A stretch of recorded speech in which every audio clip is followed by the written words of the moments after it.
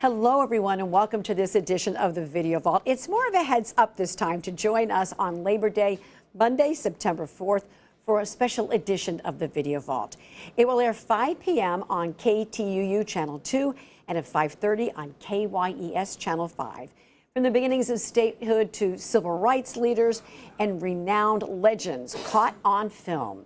Here's a look at one of the stories included in this special program.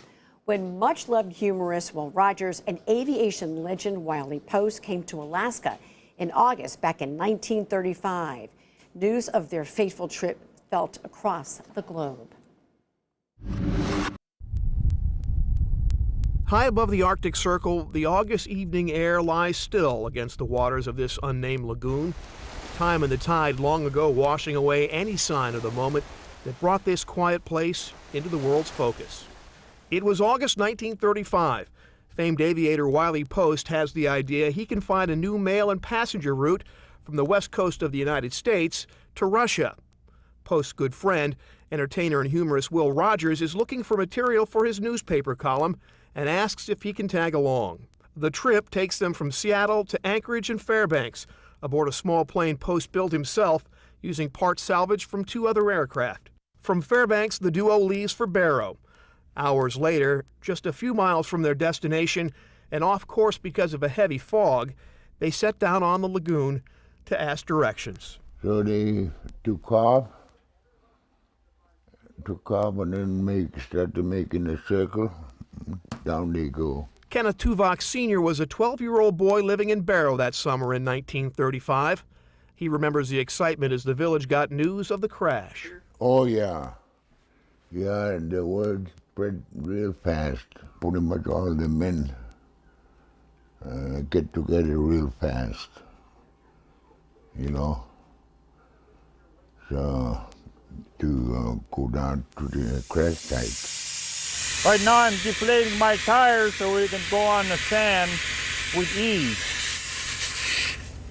That's what we have to do to traverse over this terrain. Otherwise we'll get stuck on that sand.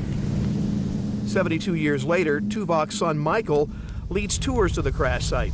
The route from Barrow, 16 miles down the beach. ETA will be about half hour, depending on the terrain, but we got a pretty good highway right now. The crash site is quiet and peaceful on this evening, unlike that day nearly 3/4 of a century ago. One of the hunters saw the crash and ran all the way from here, from the crash site to Barrow to get authorities. By the time authorities came back, it was too late. They perished. The force of the crash sheared off the right wing of the plane, and though the official report says both Rogers and Post died instantly, pictures of the wreckage suggest a slower fate. They went down with the boats to go retrieve the bodies from the wreckage there.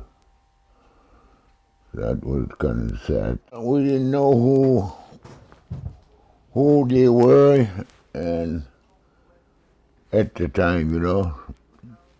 So, but later part of the years, people really concerned of them, you know.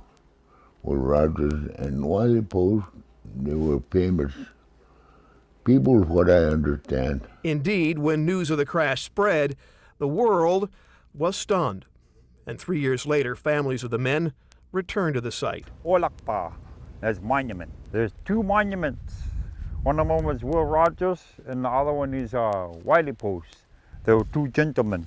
Time and the harsh Arctic elements have worn away their words, yet the monuments continue to stand their lonesome vigil, marking the place 2 American folk heroes ended their life's flight. On the Arctic coast near Barrow, for Assignment Alaska, John Carpenter, Channel 2 News. You can see that story plus other moments in Alaska history on the Video Vault special. Once again, it's on Labor Day, Monday, September 4th, 5 p.m. on KTUU Channel 2 and at 5:30 on KYES Channel 5. And of course, you can always catch all of these episodes and much more on these streaming platforms. Thank you so much for joining us, everyone, and have a great day.